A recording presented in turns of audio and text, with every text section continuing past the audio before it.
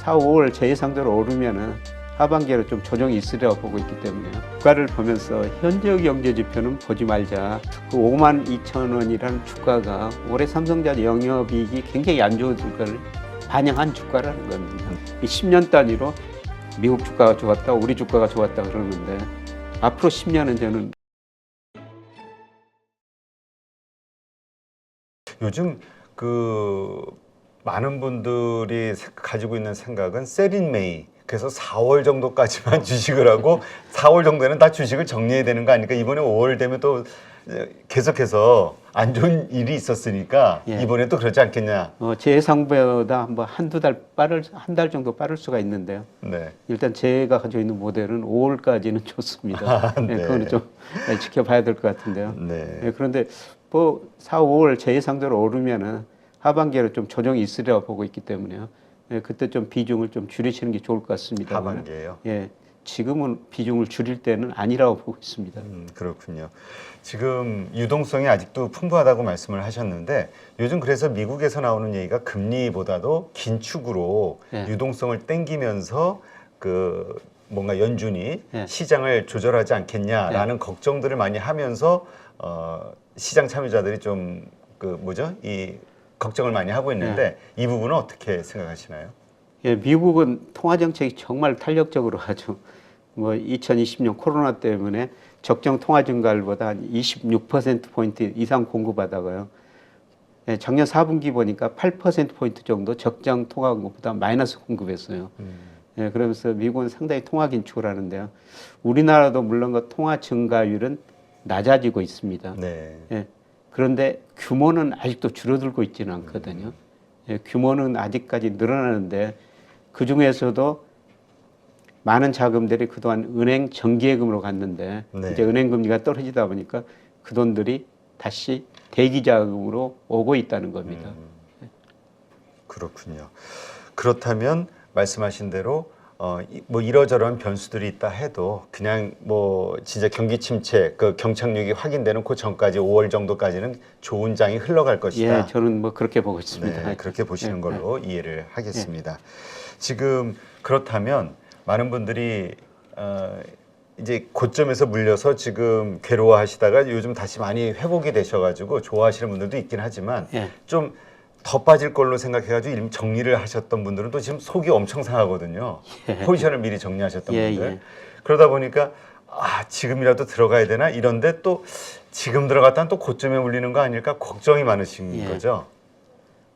그래서 뭐 시기의 문제인데요. 네. 뭐 저는 앞으로 2, 3개월 보면은 뭐 지금 다시 들어가셔도 괜찮을 것 같다. 그런 말씀을 드리는데 뭐 하반기에는 조정이기 때문에 조금 더 뭐 멀리 투자하신다는 분들은 뭐 하반기를 한 번 더 생각해 볼 필요는 있는 것 같습니다. 그렇다면 조정이 있다 하더라도 중장기적으로 본다면 그냥 지금서부터 모아나가는 게 낫다. 그렇습니다. 이렇게 보시는 거군요. 네, 알겠습니다. 우리 한국 시장, 뭐 미국도 말씀하셨지만은 그 뭐 연초 대비 14% 정도 상승을 했잖아요. 그러니까 이러한 현상들이 이 글로벌리 다 여러 나라들에서 일어나고 있는 현상이잖아요. 이것을 어디에서 이유를 찾을 수 있을까요? 그만큼 뭔가 우리가 좋아지고 있는 지표가 보이는 것인지 아니면 그냥 뭐 어떤 수급에 의해서 그러니까 수급에만 의해서라면 또 불안하기도 하니까요. 펀더멘탈이 없다고 하면. 아까 그림 보여드렸습니다만 올해 들어서 많이 오른 주가가 우리 코스닥이고요. 그다음에 나스닥, 우리 코스피거든요. 그다음에 유럽 주가들이 올해 들어서 상당히 좋습니다. 유럽 경제가 뭐 러시아 때문에 올 겨울에 굉장히 힘들 것이다 그랬는데 뭐 날씨가 좀 도와주면서 지나가거든요. 그러면서 유럽 주가 좋고 우리 주가 좋은데요. 그런데 저는 뭐 주가를 보면서 현재 경제 지표는 보지 말자. 우리 4분기 마이너스 성장했고요. 전분기 대비 경제 성장이 마이너스 0.3이었죠. 올 1분기에도 마이너스 성장할 가능성이 아주 높습니다. GDP를 구성하는 소비 별로 안 좋죠. 기업들 투자 지금 미루고 있죠. 특히 수출이 안 좋기 때문에요. 마이너스 성장할 것인데 그래서 경기 침체다 그러는데 늘 그 주가는 선행하기 때문에 올해는 현재 경제 지표보다는 미래를 나타내는 경제 지표. 대표적인 게 장단기 금리 차죠. 지난주에 나타난 특징 중에 하나가요. 우리 10년 국제 수익률이 1년 전보다 낮아져가지고 역전됐었거든요. 근데 지난 주말에 정상화됐어요. 1년짜리가 10년짜리보다 다시 높아졌습니다. 이거는 앞으로 경기에 대한 좋은 신호거든요. 네. 저는 그래서 장단기 급등차나 선행주 순환변동치 같은 이런 걸 보고 투자하셔야지 올해는 수익을 낼 수 있다. 작년에 재작년 하반기부터 주가가 많이 떨어져가지고 그 기억만 가지고 계시면은 앞으로 주식에서 수익률을 많이 내기는 힘들 것이다. 재작년 기억은 조금 지우시고요. 앞으로 미래 경제 지표를 나타내는 이런 경제 지표들을 보면서 좀 장기적으로 사이클이 있거든요. 네. 그리고 제가 여러 가지 자산가 적정 수준 평가해 보니까 지금 우리 코스피가 장기 상승 추세에서 제일 밑으로 많이 벗어났어요. 네. 시간이 가면 추세에 접근해 간다는 거죠.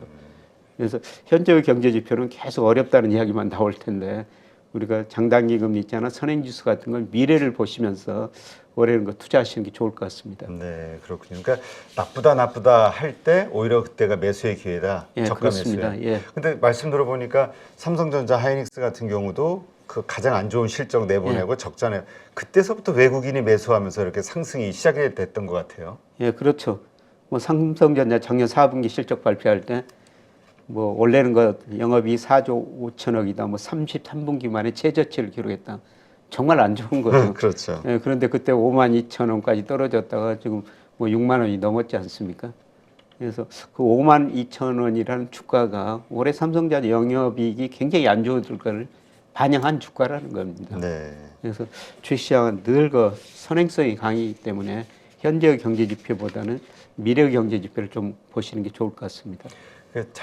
재작년 같은 경우는 이제 오르면 좀 팔고 이렇게 좀 저항선이 있으면 거기 좀 근처에 오면 일단 팔자. 그래서 일단 또 현금화를 해놨다가 그러니까 이제 급락을 좀 대비하는 그런 어떤 우리 4848이었는데 지금은 그냥 들고 꾸준히 계속 가야 된다. 이렇게 보시는 그렇습니다. 건가요?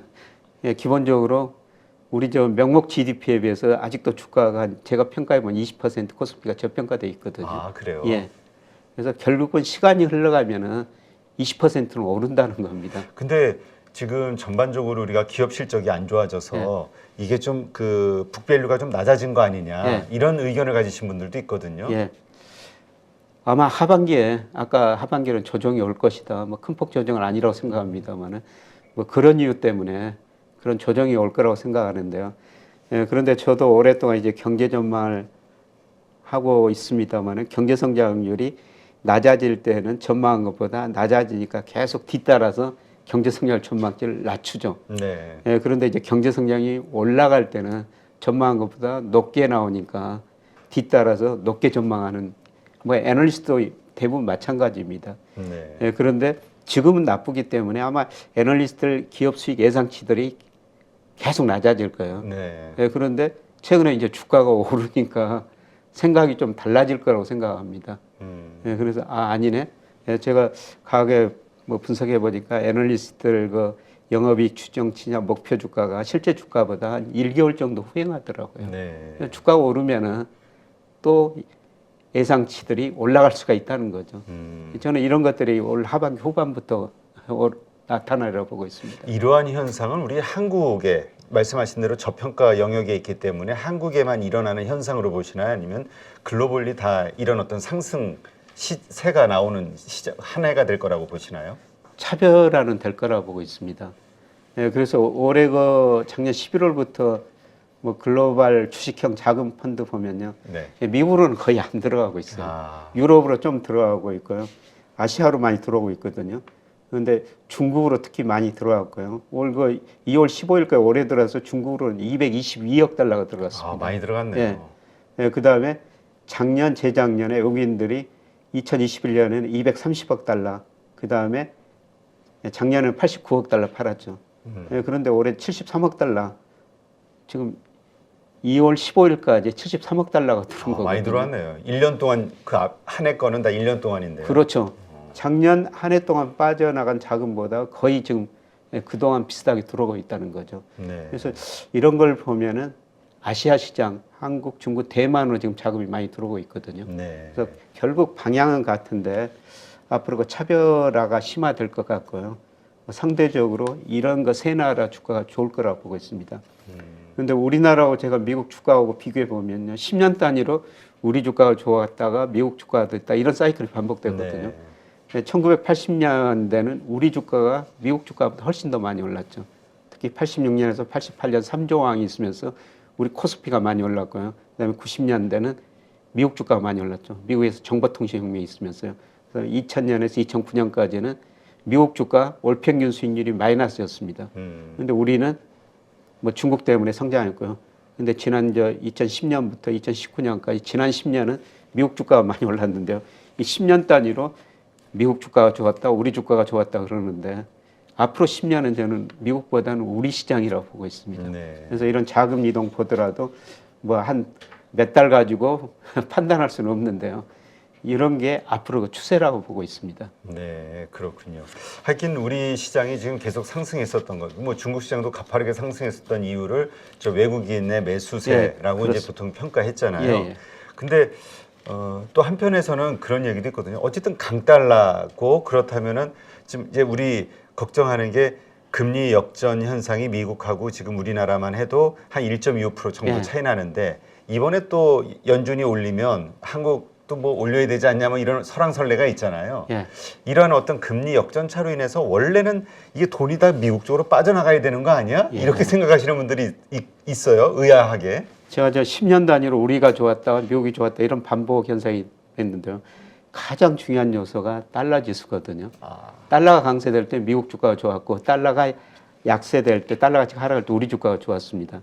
그런데 저는 달러 지수가 114까지 갔다가 100일까지 떨어져 지금 104 안팎에서 움직이고 있는데 114를 고점으로 이미 하락 추세로 전환됐다. 그렇게 보고 있습니다. 그렇게 보는 거는 올해가 미국 경제 성장이 낮아지고요. 그다음에 4분기 하면 미국이 금리를 인하할 수도 있다. 그다음에 미국 대내 불균형이 너무 심화됐어요. 지금 미국 국가 부도 이야기까지 나오지 않습니까? 그만큼 연방정부 부채가 높고요. 그다음에 대외 부채도 제가 보기에는 지속할 수 없을 정도로 높습니다. 그래서 이런 걸 고려할 때 달러 가치가 하락하고 상대적으로 우리 주가가 좋을 것이다. 물론 그 미국 금리가 우리 금리보다 더 높으면 채권 시장에서 돈이 빠져나갈 수는 있죠. 그렇죠. 근데 월과 1월 보니까 주식시장에서는 외국인이 6조 이상 우리 주식을 샀는데요. 채권 시장에서 6조 이상 팔았거든요. 그래서 그런 거 금리차 때문에 채권 시장에 돈이 빠져나가고 있는 것 같은데. 그런데 우리 채권 시장을 보면요. 우리 주식을 외국인들이 한 27% 가지고 있죠. 그런데 그 중에서도 40% 이상이 미국계 자금이에요. 근데 채권은 전혀 다릅니다.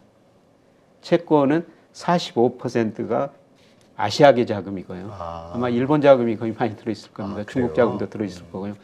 근데 금융감독원에서 주식은 국가별로 발표하는데 채권은 국가별로 발표를 안 하거든요. 그냥 아시아로 멍텅구리로도 발표하는데 아시아 자금이 45%고 유럽계 자금이 30% 정도 되거든요. 채권 시장 미국 자금 별로 없다는 겁니다. 그런데 우리 금리가 중국 금리보다 높죠. 미국, 일본 금리보다 훨씬 높지 않습니까? 그렇겠네요. 그리고 독일, 뭐 프랑스, 유럽계 금리 10년 국제 수익률보다 우리가 훨씬 더 높아요. 그래서 아시아 자금, 뭐 유럽계 자금은 우리나라에서 저는 빠져나갈 이유가 별로 없을 것이다. 채권 시장에서 돈 많이 빠지 않으라고 보고 있습니다. 그렇군요. 그런 부분이 있군요. 그런데 지금 우리가 예전에 계속 걱정했던 것 중에 하나가 지금 이제 인플레이션이 어쨌든 꺾이기는 했으나 그 정상치까지 내려오려면 상당 기간이 필요할 것이다. 그러니까 즉 이 고금리 상태가 4, 5%대의 그 고금리 상태가 상당 기간 유지가 될 것이다. 이런 얘기잖아요, 미국은. 그러면 이러한 현상은 항상 과거 우리 IMF도 그랬고 이 신흥국들의 경제 위기로 전이가 될 수 있다. 이러한 걱정을 하시는 분들도 있거든요. 달러가 강세됐을 때 위기가 왔었거든요. 그런데 앞서 말씀드린 것처럼 달러가 약세로 갈 것이다. 이미 추세는 114에서 꺾였다. 최근 반등은 일시적인 상승이다. 그렇게 지금 보고 있습니다. 그래서 앞으로 저 미국 경제 특히 소비 지표를 잘 보셔야 될 것 같은데요.